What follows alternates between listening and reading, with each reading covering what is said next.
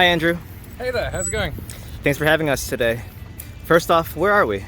Well, this is me on my morning bike commute to work, and I'm heading past our greenhouses here, and they're important as a key starting point in our research to develop bioenergy crops as a more sustainable source of energy and byproducts. Is this where you begin most of your days?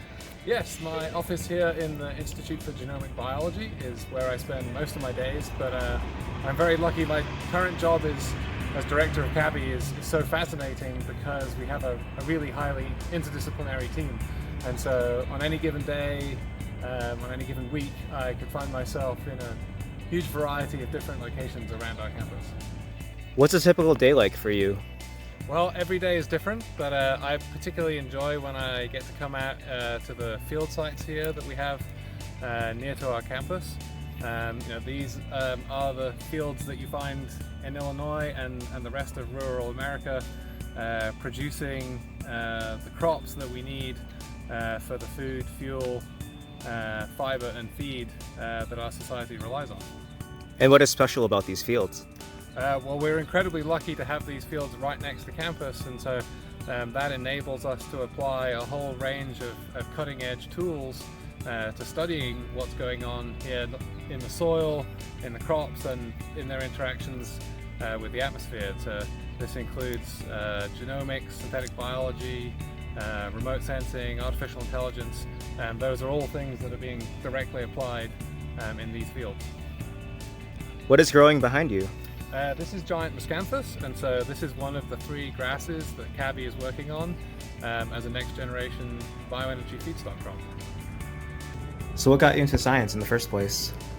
Well, I come from a family which is really, everyone is fascinated by how the natural world works, and has a real interest in how we can nurture it to sustainably provide the goods and services that we need.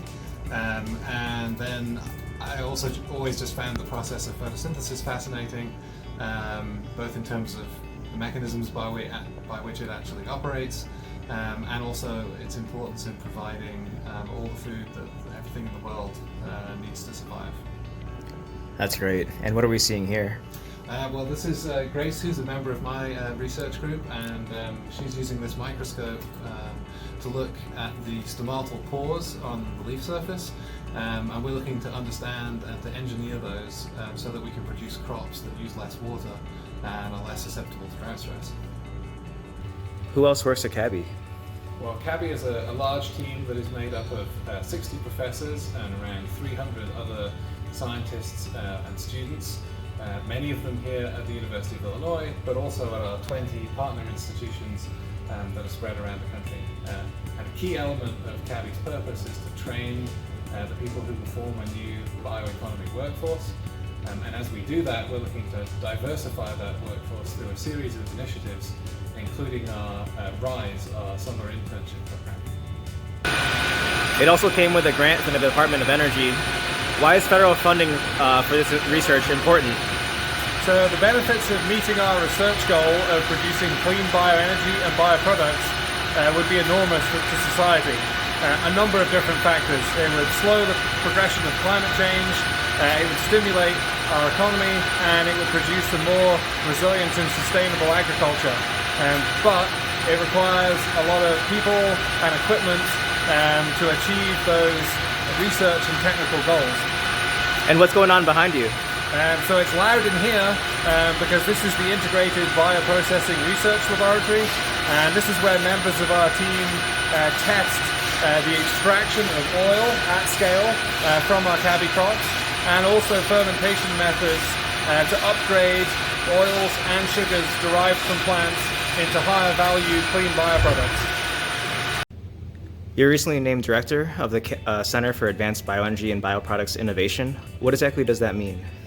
Being director of CABI means I get to lead a fantastic team of people who are working to develop the scientific understanding and the technical innovations necessary for a domestic bioenergy and bioproducts industry to be both economically profitable and environmentally beneficial. We know you shouldn't pick favorites, but if you had to, who's your favorite coworker? Well, I have many fantastic co-workers, but one that you might not expect to meet is the iBioFab here. It's a biofoundry that is completely automated through the use of robotics and machine learning, and so it's able on its own to perform experiments that will design yeast that can take the oils and the sugars that we grow in paddy crops and upgrade them into higher value clean chemicals of a wide variety of different types. Where are we now? So we're in another miscanthus field on our 320-acre energy farm. This crop has been harvested from last year, and what we can see behind me are some of our eddy flux towers. These are equipped to measure the greenhouse gas fluxes moving in and out of very large fields like this, so that members of our team can generate very important new data sets on the overall sustainability of these new crops. What part of your work are you most excited about right now? Oh, I think at the moment what I'm most excited about is the way that machine learning or artificial intelligence is allowing us to accelerate progress in many different aspects of our biological research program.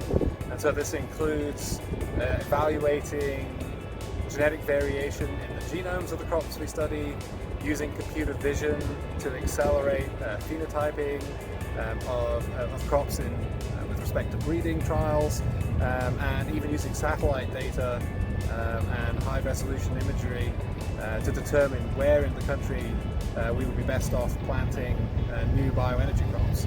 And so having resources like the National Centre for Supercomputing Application is incredibly useful for that purpose. If you weren't a scientist, what would you be doing?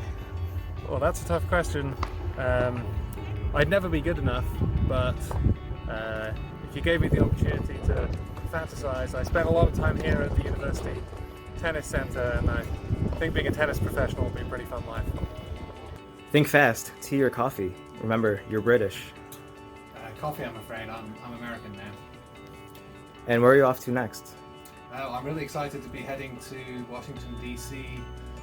For a meeting that the Department of Energy organizes each year for many of the scientists whose research they fund. It's always really exciting to hear the latest discoveries that are coming out from that community.